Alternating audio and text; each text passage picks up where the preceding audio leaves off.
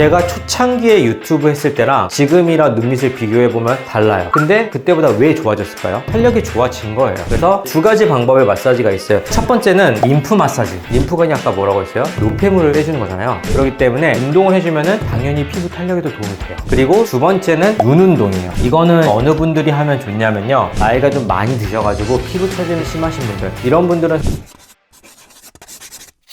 원장님, 제가 요새 눈밑이 어두워 보인다는 소리를 많이 들어가지고 고민이 되거든요.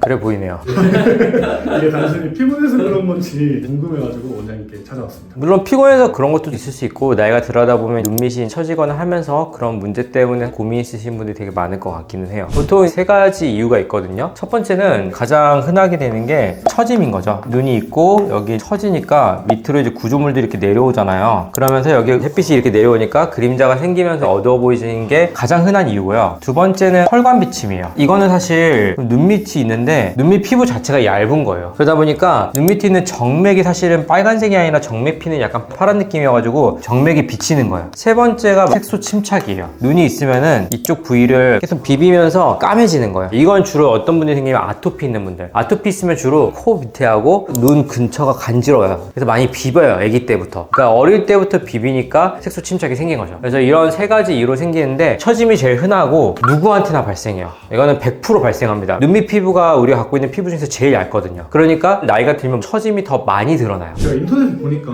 아이백 크림이라고 해가지고 저도 봤어요. 실시간으로 없어지더라고요. 따다다다다닥 하면서 눈밑 조금씩 좋아지는 거 맞아요. 봤어요. 네. 그게 진짜 효과가 있는 건지 궁금하더라고요. 저도 사실 궁금해 써봤는데 효과 없어요. 그리고 또 문제는 뭐냐면 그런 성분들은요, 대체적으로 자극이 셉니다. 그래서 요즘 그런 광고들 옛날보다 많이 줄었을 거예요. 왜 그러냐면 슬슬 제재 받고 있거든요. 이게 법상 이제 문제인데, 화장품에 대한 그 광고 규제가 의료 제품에 대한 광고 규제보다 약해요. 오히려 반대가 돼야 될 것 같잖아요. 의료 제품을 허가를 받는 데는 빡빡하지만 허가 받은 사항에 대한 광고하는 거는 문제가 없게끔 해야 되는데, 이건 광고 받는 것도 힘들어요. 특히 저희 의사 같은 경우에는 함부로 광고할 수 있는 게 아니고요, 의협이라는 그 기관에서 신고를 하고 거기서 너 광고해도 돼 라고 했을 때만 광고를 할 수가 있어요. 그러니까 훨씬 까다롭습니다, 광고하기가. 근데 화장품은 안 그래요. 그냥 광고하고 문제가 되면은 벌금 내면 돼요. 그래서 이걸로 만약에 내가 수익을 1000만 원 냈어요. 근데 벌금이 100만 원이요. 그럼 난 벌금 100만 원 내죠. 벌금 100만 원 내고 1000만 원 벌 수 있는데. 그러니까 화장품에 대한 제한이 적다 보니까 그런 문제들이 생겨요. 그래서 만약에 자기 관리를 한다고 하면은 쓰는 게 좋다, 그렇게 설명을 드리고 싶습니다. 그러면은 집에서 아이백 크림 말고도 관리할 수 있는 방법이 따로 있다는 거예요? 당연히 있죠. 집에서 관리할 수 있는 방법들이 있어요. 그래서 그거를 오늘 제가 좀 설명을 드리려고 합니다. 그래서 눈밑 처짐은요, 안구가 있고 눈밑 피부가 이렇게 돌출돼 있는데, 근데 문제가 여기서 뭐냐면요, 지방이 있어요. 여기부터 이렇게 눈밑 지방이 있습니다. 이게 피부잖아요, 근육이고. 나이가 들면은 여기 탄력이 떨어져요. 그리고 눈밑이 아까 제가 뭐라고 했어요? 피부 중에 제일 얇다고 했잖아요. 탄력이 조금만 떨어져도 지지 힘이 약해져요. 그러니까 얘가 밑으로 내려오게 되면서 이렇게 되는 거예요. 그러면서 지방이 볼록 튀어나오겠죠. 그러면은 여기 밑에 음영이 생기는 거예요. 옆으로 봤을 때는 이렇게 선이 쭉 그어지는 거예요. 그러면 이게 노화에 의해서 생기는 경우가 많을 것 같은데, 근데 전 아직 노화에 대해서 걱정을 안 하고 있었는데 눈밑 처짐이 노화에 상관없이도 올 수 있나요? 꼭 노화 때문은 아니기는 해요. 다른 원인들도 섞여 있는데 뭐냐면은 림프순환. 림프가 뭐냐면은 우리 몸에 노폐물 배출해주는 기관이에요. 문제가 뭐냐면은 림프순환이 여기서 잘 막혀요. 그래서 여기서 막히면 어떻게 될까요? 여기서 쌓여요. 그러면은 붓기가 많이 생깁니다. 그럼 지방 돌출이 안 됐는데 튀어나오는 거예요, 붓기가. 그래서 볼록볼록 튀어나오는 거죠. 그러면은 눈밑 처짐을 가속화시키는 안 좋은 습관 같은 게 있다면 어떤 것들이 있을까요? 일단 가장 중요한 건요, 세안이죠. 세안과 아이백 크림, 자극적인 거, 그런 것들이 문제예요. 가장 눈밑 피부가 제가 제일 얇다고 했잖아요. 제일 얇다는 건 무슨 뜻일까? 보호해줄 방어막도 약하다는 거예요. 우리 피부 내구도가 나이가 들면서 튼튼해지거든요. 여기가 거의 만 18세라고 보면 되는데, 이때부터 피부 내구도가 조금씩 떨어지기 시작해요. 근데 눈밑 피부는 약간 요 정도라고 생각하면 되거든요, 내구도가. 근데 똑같은 제품을 발랐을 때 만약에 20이 떨어져요. 그럼 얘는 20이 떨어져도 이 정도 남잖아요. 얘는 20이 떨어지면 확 떨어지는 거예요. 네, 차이가 큰 거죠. 그러니까 눈밑은 조금만 자극을 많이 받아도 내구도가 약하기 때문에 보호가 잘 안 돼요. 그렇기 때문에 훨씬 더 노화가 빨리 일어나기 때문에 자극적인 제품을 절대 쓰면 안 돼요. 그러면은 눈밑 처짐을 집에서 예방하거나 개선할 수 있는 관리법 알려주시죠. 일단 첫 번째는 아까 말씀드린 것처럼 자극 줄이기죠. 그리고 두 번째는 림프 마사지. 림프가 눈에서부터 목으로 내려서 쇄골까지 흘러서 이렇게 바깥으로 빠져나가거든요. 그거를 마사지를 해주는 거예요. 그래서 두 가지 방법의 마사지가 있어요. 이렇게 꾹꾹꾹꾹 눌러가지고 하는 마사지가 있고요. 이거는 붓기가 심하지 않으신 분들은 이 정도만 해도 되고, 붓기가 좀 심하신 분들은 쓸어 내리듯이 하는 거예요. 이렇게 밀면서. 근데 맨손으로 하면은 안 좋겠죠. 그러니까 크림 같은 거를 손에 발라가지고 이렇게 쭉 해서 이렇게 쭉 하고, 여기 잘 막힌 데 있잖아요. 여기 좀 눌러주고, 여기 돌아서 귀 앞에, 여기가 또 림프 절들이 많이 모여있기 때문에 한번 쭉 눌러주고, 내려서 여기도 한번 쭉 눌러주고, 이렇게 쭉 눌러주고, 이렇게 미는 거예요. 이거를 4-5번 정도 해서 한 3-4분 정도 매일매일 해주시면요, 붓기나 이런 것들이 많이 안 생기고 잘 빠지고, 두 번째는 림프관이 아까 뭐라고 했어요? 노폐물을 빼주는 거잖아요. 노폐물이 안 쌓여요. 그러니까 당연히 노화를 억제하는 데도 중요한 도움을 주겠죠. 주의사항은 너무 과도하게 누르면 안 돼요. 네, 너무 세게. 왜냐면 너무 세게 누르면은 멍도 생길 수 있고 피부가 날아가요. 물리적으로 각질 제거가 될 수 있어가지고 너무 강하게 하지 마시고 그냥 안전한 크림 하나 발라가지고 해주는 게 제일 좋다. 세 번째 관리 방법은요, 눈 운동이에요. 눈 밑에 근육이 나이가 드니까 힘이 약해지면서 처지는 거예요. 그래서 제가 예전에 보톡스 맞을 때 눈밑은 맞지 말라고 했잖아요. 보톡스는 뭐 하는 거예요? 근육을 마비시켜서 약하게 하는 거죠. 눈밑 맞으면 더 처집니다. 그래서 처지면 눈밑 근육의 힘을 강화시켜야 돼요. 그러면 이제 어떻게 하냐면은 이렇게 하다 보면요, 여기 눈밑이 파르르 떨려요. 헬스하면 근육 단단해지잖아요. 운동 안 하면은 근육 빠지고 똑같아요. 이렇게 멍하니 있으면은 운동이 안 되는 거예요. 그럼 처지는 거예요. 그렇기 때문에 이렇게 조금씩 해주는데, 문제는 이렇게 하면요, 여기 위에까지 이렇게 눌려요. 그러면은 여기 주름 생깁니다. 그래서 눈이나 콧등 주름 생길 수 있으니까 이렇게 잡아주는 거예요. 그 다음에 세게 살짝 눌러가지고 팔을 떨어요. 그러면은 이게 접히질 않아요. 우리가 노화를 맞지만 주름을 더 만들고 싶진 않잖아요. 그러니까 주름을 막으면서 운동을 시키는 거예요. 이것도 한 3-4분 정도 해주는 거예요. 그래서 이거 한 3-4분 하다 보면요, 눈밑 살짝 아려요. 그게 근육 운동할 때 근육통 생기는 거랑 비슷한 거예요. 왜냐면 이렇게 많이 운동한 적이 없으니까, 집중해서. 하지만 이것도 주의사항 딱 한 가지 있어요. 눈밑 힘이 누구보다 과하신 분들이 있어요. 그러면 어떻게 되냐면은 근육이 과도하게 또 튀어나와요. 그런 분들은 이런 운동하면 안 돼요. 그런 분들은 오히려 여기 눈밑에 보톡스를 맞아야 돼요. 맞아야 되는 분들이 있어요, 실제로. 그래서 눈밑의 처짐의 원인을 분석해가지고 거기에 맞춰서 치료하는 게 있는데, 그 분류 중 하나가 과도한 근육이 있어요. 그러니까 과도한 근육이 있는 분들은 이 운동 절대 하면 안 되죠. 더 심해져요, 그러면은. 그래서 그런 분들은 제외하고는 이 눈 운동을 미리 해주면은 눈밑 근육을 단련시켜서 처짐을 예방할 수 있고, 제가 그리고 옛날에 뭐라고 했어요? 이런 물리적인 운동을 하게 되면요, 얍하고 TAG, 이 단백질을 활성화시킬 수 있어요, 유전자를. 이게 뭘 해주는 거냐면은 피부 노화를 막아주는 유전자예요. 그래서 운동하시는 분들은 몸이 덜 늙습니다. 실제로 과도하게 하는 분들 말고요. 그러니까 적당하게 운동하시는 분들은 덜 늙어요. 그 이유가 이거 활성화돼요. 그러면 이게 피부 탄력에도 도움이 됩니다. 그래서 요즘 나온 게 페이셜 PT예요. 그렇기 때문에 그 운동을 해주면은 당연히 피부 탄력에도 도움이 돼요. 그리고 이제 마지막은 좋은 크림. 좋은 크림은 두 가지 크림이 있습니다. 첫 번째는 좋은 성분, 두 번째는 안전한 성분. 다른 피부보다 눈밑이 얇고 약하다고 했잖아요. 피부 내구도가 약하단 말이에요. 자극적인 거는 웬만하면 피해주는 게 좋아요. 그래서 레티놀 성분 이런 거 아이크림으로 되게 많이 들어가 있거든요. 저는 솔직히 추천드리진 않아요. 왜 그러냐면은 레티놀 성분은 피부 재생하는데 도움이 되지만 피부 자극이 센 제품이에요, 되게. 그래서 우리가 주의할 때 처음에는 일주일에 한 번, 좀 괜찮아지면은 일주일에 2번, 괜찮아지면 일주일에 3번 이렇게 늘리라고 하잖아요. 왜 그럴까요? 자극이 될 수 있는 성분이거든요. 그래서 나중에 내 피부가 좀 튼튼해지면은 써보는 것도 괜찮을 것 같긴 한데, 우선은 그런 걸 쓰는 것보다는요, 좀 안전한 성분들을 먼저 써보라고 해요. 그 중에 이제 가장 중요한 게 세라마이드. 세라마이드가 피부 진정시키면서 장벽의 구성 요소 중 하나잖아요. 그래서 안전하게 보습을 해줄 수 있는 성분 세라마이드, 그리고 판테놀. 요거는 피부를 진정시킬 수 있는 거, 우리가 자극을 받았을 때 데미지를 줄여줄 수 있는 그런 판테놀 성분이 있는데 또 좋고요. 그 다음에 세 번째는 히알루론산. 히알루론산인데 저분자. 이 저분자 히알루론산 해주는 이게 두 가지가 있어요. 우리가 히알루론산 생각하면은 뭐라고 생각해요? 물 끓어드는 게 생각하잖아요. 저분자는 좀 달라요. 저분자는요, 피부 재생과 항염증의 효과가 있어요. 그래서 눈밑을 재생해주는데 도움이 많이 되는 거죠. 거기에 더해서 이제 선크림. 밖에 야외 활동이 40분 이상 된다? 선크림 무조건 발라주시면 좋습니다. 지금 말씀해주신 관리법은 꾸준히 해야 되고, 맞아요. 이거는 매일 해야 되는 거예요. 그러면 즉각적으로 효과를 볼 수 있는, 병원에서 받을 수 있는 시술은 어떤 거가 있을까요?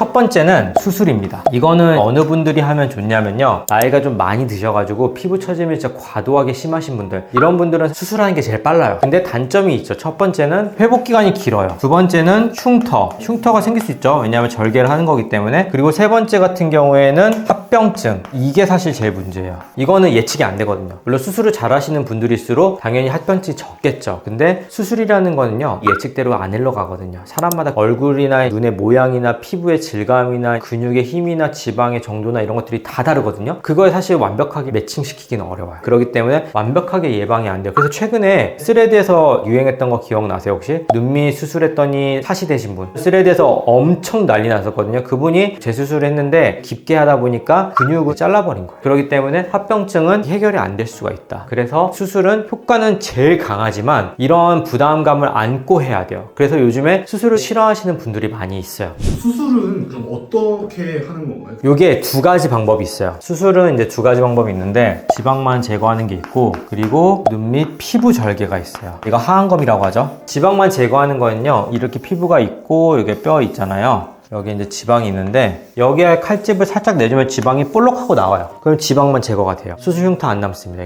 이거는 근데 눈밑 처짐이 아예 없는 사람들, 지방 돌출이 심한 사람들, 그분들만 할 수가 있어요. 근데 이거는 지방 돌출하기 때문에 피부에 근본적으로 해결은 안 돼요. 그래서 눈밑 처짐이 심한 분들은 어차피 못 하는 거고, 젊은 사람들만 할 수 있어요. 그리고 나이가 좀 드셔서 눈밑 처짐이 계신 분들, 그분들은 이제 눈밑 피부 절개를 해야 되는데, 여기 피부 자체를 절개를 하는 거예요. 그래서 눈밑 피부를 절개를 해서 피부 이어 붙이고 거기 밑에 있는 지방도 좀 제거해주고 복합적으로 시술을 하는 거죠. 그래서 그런 식으로 두 가지로 시술할 수 있는데, 이거는 아직도 좀 논란이 많아요. 왜 그러냐면은 피부를 약간만 절개를 했기 때문에 괜찮다고 생각하시는 분들도 있고, 우리가 생리학적으로 피부를 절개해서 당긴다는 거는 피부를 억지로 이어 붙이는 거기 때문에 그쪽에 밑에 있는 구조물들이 다 손상이 될 수 있다. 그래서 나중에 이것들이 노화를 더 유발할 수 있다 라고 하시는 분들도 있어요. 근데 이거는 명확하게 아직까지는 100% 밝혀진 건 아니지만, 이럴 수도 있다 저럴 수도 있다 라고 논란이 있는 부분이에요. 그래서 수술이 무조건 좋지는 않습니다. 물론 효과는 제일 빠르고 강력합니다, 수술이. 그래서 잘하시는 분들에게 수술 받으면은 눈밑 수술하시고 인생이 달라졌다 하시는 분들 분명히 있습니다. 근데 수술이 싫으신 분들은 복합 시술을 통해서 천천히 좋아지게 함으로써도 충분히 개선시킬 수 있어요. 그래서 두 번째로 이제 진행하는 것들이 눈밑 실. 우리가 얼굴 실 리프팅 많이 하거든요. 그때 쓰는 실은요, 이렇게 돌기가 생긴 실이에요. 그래서 이런 돌기가 생긴 실을 얼굴에 넣어가지고 위로 당겨 올리는 거예요. 그래서 눈밑에 들어가는 실은 그런 개념의 실이 아니에요. 눈밑에 들어가는 실은요, 이런 식으로 스프링처럼 생긴 실하고 특수하게 메시 형태로 이렇게 꼬아져 있는 실이 있어요. 이런 두 가지 실을 써요. 이거를 왜 눈밑에 굳이 쓰냐, 실을. 이 실은 주로 PDO라는 성분을 사용을 해요. 이 PDO가 어떤 성분이냐면은 심장 수술할 때 꼬맬 때 쓰던 실이에요. 그러니까 첫 번째, 안전성이 뛰어나다, 시간이 지나면 녹는다, 그 다음에 그 부위의 상처를 더 튼튼하게 만들어준다. 왜 튼튼하게 만들어주냐면요, 이 실의 표면적에 따라서 콜라겐이 생겨요. 그래서 눈밑 쪽에 집중된 콜라겐이 생깁니다. 제가 쓰는 실인데 눈 밑에 쓰는 실 길이가 이 정도밖에 안 돼요. 근데 이거 피면은 46cm예요. 그만큼 압축시켜 놓은 거예요. 그래서 그 길만큼 콜라겐이 생기는 거예요. 그리고 심지어 요 실 있죠, 이 실은요 좀 더 얇은데 다 피면 1.8m예요.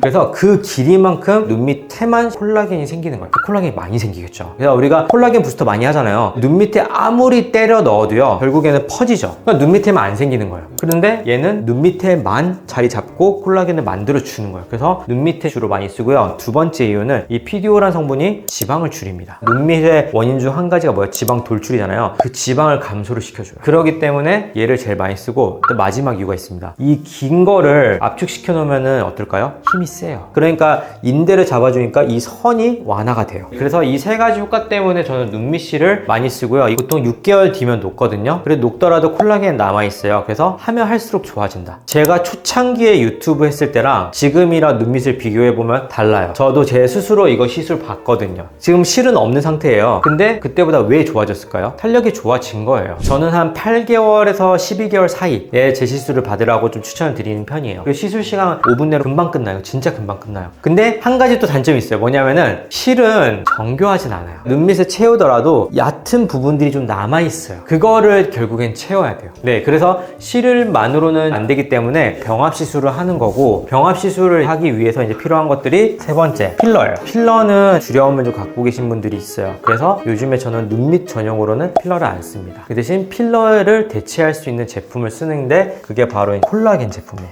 어떤 효과가 있냐면은 일시적으로 채워주는 효과가 있어요. 부드럽게. 그리고 눈 밑에 쓰는 이유가 있어요. 왜냐면은 이 콜라겐이요, 흰색이에요. 근데 우리가 눈밑이 왜 꺼질 때 걱정이 돼요? 다크서클 생긴다 생각하잖아요. 얘가 들어가잖아요. 일시 좀 하얘 보여. 약간 하얗게 밝아진 느낌이 들어서 톤이 좋아져 보입니다. 그리고 얘는 2개월이면 녹아요. 근데 2개월 지나면 없어지는 거 아니에요, 이럴 수 있는데 얘도 얘와 더불어서 같이 콜라겐을 만들어주는 효과가 있어요. 그러니까 즉각적으로 채워주지만 얘가 녹아 사라지면서 내 몸에 있는 콜라겐의 재배열을 또 도와줘요. 그래서 두 가지를 병합을 하면은 눈밑을 즉각적으로 빡 좋아지게 할 수 있다. 제일 궁금한 건 아픈가요? 요거는 조금 통증이 있을 수 있는데 어차피 주사 맞추고 하기 때문에 그렇게 아프진 않아요. 원장님은 학술회나 국제학회나 이런 것도 참석 많이 하시고 출장도 많이 다니시는데 이렇게 계속 학술회나 학회에 참석하시는 이유가 따로 있으신가요? 일단 재밌어요. 저는 좋아하는 것 같아요. 그러니까 이렇게 해외에 나와서 의사들하고 의견하고 지식 교류하고 새로운 거 배우고 하는 것들이 재밌는 것 같아요. 그래서 처음에는 솔직히 말하면 유명해지고 싶어서 이제 시작은 했는데 어느 순간 보니까 그걸 이미 넘었어요. 유명해졌다는 게 아니고 그 유명해지고 싶어 하는 거를 넘어설 만큼 사실 일이 많아요. 이번 주만 해도 어저께 귀국했고요. 그리고 내일 또 나가요. 그리고 다음 주에 또 나가요. 그리고 11월 달만 해도 지금 강의가 한 30개 정도 잡혀 있거든요. 그거 준비하는 것도 엄청 고생이에요. 왜냐면은 남들이 제 거를 들어주기 위해서 왔는데 그분들에게 아무거나 막 설명하거나 얘기할 수는 없거든요. 최대한 정보 지식을 잘 전달을 해줘야 되는 게 제 의무이기 때문에 그런 걸 준비를 좀 잘 해야 되는데 생각보다 그런 것들이 재밌어요. 그래서 한국에만 있다 보면은 결국엔 똑같은 것만 하게 돼요. 근데 해외를 나가면서 새로운 것들이 어떤 게 나왔고 어떤 기술이 개발이 됐고, 왜냐면 그 기술이 개발되더라도요 한국에 바로 안 들어와요. 들어오는데 허가받고 괜찮은지 체크하고 이러면 시간이 걸리기 때문에 먼저 그쪽에서 보고 접하면은 이게 어떤 건지 내가 파악을 할 수 있잖아요. 그럼 그게 들어왔을 때 제일 먼저 적용할 수가 있거든요.